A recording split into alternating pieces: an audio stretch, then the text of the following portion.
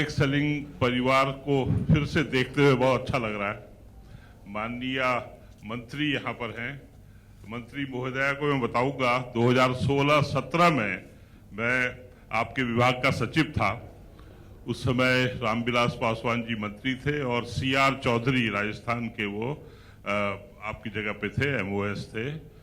और ये सब जो डायरेक्ट सेलिंग का बिजनेस करते हैं बड़ी ईमानदारी से, निष्ठा से, उनको बहुत परेशानी थी। भारत सरकार का एक दूसरा नियम, वो अभी भी है वो नियम, उस नियम को अगर आप हटवा दें तो बड़ा अच्छा रहेगा।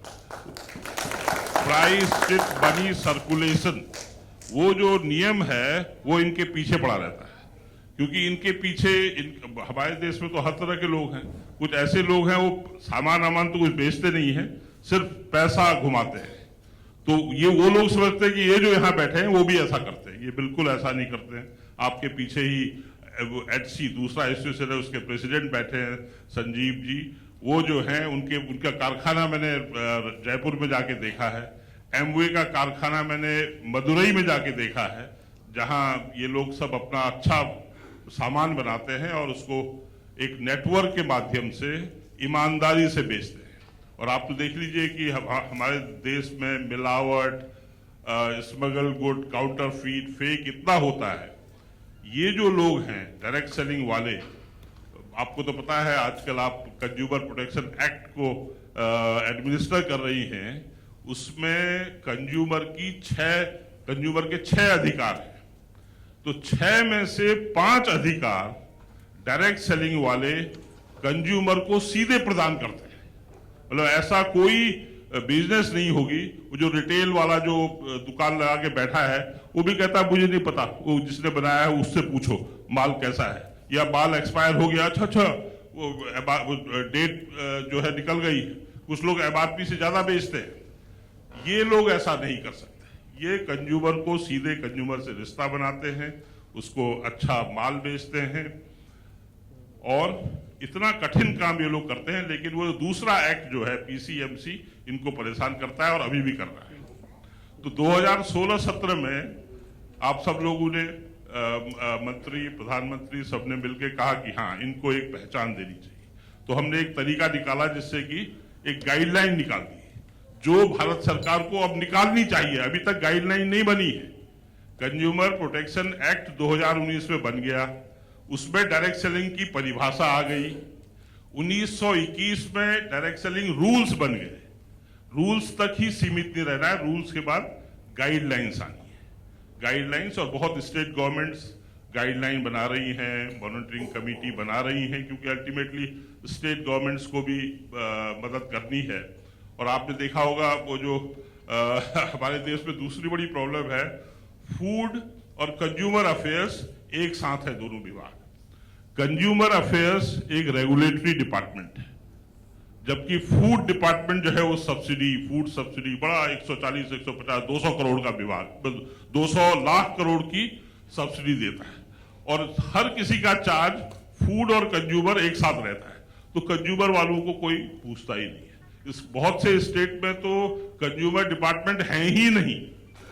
और डायरेक्ट सेलिंग जो है कंज्यूमर प्रोटेक्शन एक्ट के अंदर, क्योंकि ये by the consumer, for the consumer, of the consumer, ये ऐसा व्यवसाय है जो कंज्यूमर द्वारा कंज्यूमर के लिए चलाया जाता है।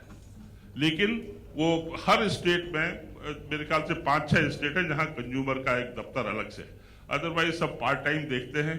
वो बड़ा दफ्तर जो फूड वाला है उस पर ध्यान ज्यादा रहता है, कंज्यूमर में किसी का ध्यान नहीं रहता। तो ये अगर आप परिवर्तन करा दो, हर स्टेट में कंज्यूमर डिपार्टमेंट हो, वो डायरेक्ट सेलिंग को देखें, इनको प्रमोट करें। नहीं तो 2016-17 में जो हम लोग गाइडलाइन बनाई थी, 21 में वो विड्रॉ हो गई, रूल्स बन गए, बहुत बढ़िया हुआ। अब चैलेंज इन लोगों को है, डायरेक्ट सेलिंग के उद्यम को चैलेंज है, क्योंकि भारत सरकार ने नियम बना दिए, कैसे खेल खेलना है वो तो बना दिया है। अब उसको फाइन ट्यून करना होगा, कितने ओवर देने हैं, किसको कैसे आउट करना है, उसके लिए गाइडलाइंस की अब जरूरत है रूल वाइज। यहाँ पर बहुत लोग हैं और FDSA हमेशा फोर फ्रंट में रहा है, IDSA है दूसरा एसोसिएशन, तीसरा भी मैंने बताया HC एक एसोसिएशन है, 4 हम लोगों के डायरेक्ट सेलिंग के एसोसिएशन हैं। लेकिन ये लोग सब संगठित हैं और ये सरकार से सिर्फ यही कहते हैं कि हम अच्छा माल बेचते हैं, ईमानदारी से बेचते हैं, हमारी मदद कीजिए। ये इंडस्ट्री को मैं बार बार चैलेंज करता हूं, जब मैं सचिव था तब से आज ये करीब $2 बिलियन, करीब 15,000-16,000 करोड़ में अटकी पड़ी है। सुरेंद्र वत्स जी जानेंगे, बीच में थोड़ा सा ग्रोथ हुई तो 20,000 करोड़ से आगे हम नहीं बढ़ पा रहे हैं। अब नियम कानून सब हो गए हैं तो बहुत मदद की जरूरत है। तो इस समय आप आई हैं, मेरे ख्याल से मैं दूसरी मंत्री को डायरेक्ट सेलिंग के फंक्शन में देख रहा हूं। एक बार बहुत पहले आईडीएसए के फंक्शन में आए थे एक मंत्री और आज आप आ रही हैं, तो इनका सौभाग्य है, बहुत अच्छा है और मेरे ख्याल से आप मदद करेंगी इनको आगे बढ़ने के लिए। तो आपके रहते हुए ये जो है 20,000 से 40,000 करोड़ पहुंच जाए तो मुझे बहुत अच्छा लगेगा। तो बहुत बहुत धन्यवाद। आप लोग सब मुझे बहुत सम्मान देते हैं और मैं अब आपके परिवार का सदस्य हो गया हूं। लेकिन डायरेक्ट सेलिंग में नहीं कर पाऊंगा क्योंकि बहुत कठिन है, वो मैं बार बार इनसे कहता हूँ। मेरे पास पेशेंस नहीं है, बड़ा धीरज का काम है ना। हम 10 लोगों के पास जाते हैं कि ये खरीद लो, नहीं। और अभी भी बड़ा इसका वो है कि नहीं ये लोग तो जो है ज्यादा दाम लेते हैं, अच्छा माल नहीं देते। ऐसा नहीं है। अगर जो घुसता है अंदर तो इसमें सरकार की मदद चाहिए। वो जो आपके एडवर्टीजमेंट, वो जो कंज्यूमर के ज्यादातर एडवर्टीजमेंट, जो भी आपका बजट है ज्यादातर वो कंज्यूमर एम्पावरमेंट में जाता है। उसमें थोड़ा सा डायरेक्ट सेलिंग के बारे में भी अगर कहा जाए, क्योंकि हमारे देश में इसका बहुत जरूरत है। एक तो इतनी ज्यादा यंग पॉपुलेशन है और महिलाएं इसमें बहुत ज्यादा है।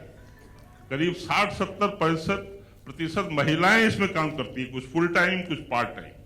ये आंध्र प्रदेश इन पर्टिकुलर, आंध्र प्रदेश, तेलंगाना, जहाँ रेड्डी गारू आपके बगल में बैठे हैं, किशोर गारू, ये लोग सब जो हैं, आंध्र प्रदेश एंड तेलंगाना इसका बिल्कुल हब है। वहाँ महिलाएं बहुत एक्टिव हैं, लेकिन कभी कभी बीच में वो मनी सर्कुलेशन वाले आ जाते हैं तो इनको बदनाम हो जाते हैं। तो इसमें सरकार की बहुत मदद की जरूरत है। सरकार ने ऑलरेडी नियम बना दिए हैं और अब और गाइडलाइन बनते रहे। स्टेट में मॉनिटरिंग कमेटी जल्दी से बने और जो लोग ईमानदारी से काम कर रहे हैं उनका बनाओ, ये मैं चाहता हूँ। शुभकामनाओं के साथ हैप्पी एनिवर्सरी। एक बार शायद 2 साल पहले मैं आया था, कल मेरा जन्मदिन था और आज एफडीएसए का जन्मदिन मुझे याद है। धन्यवाद।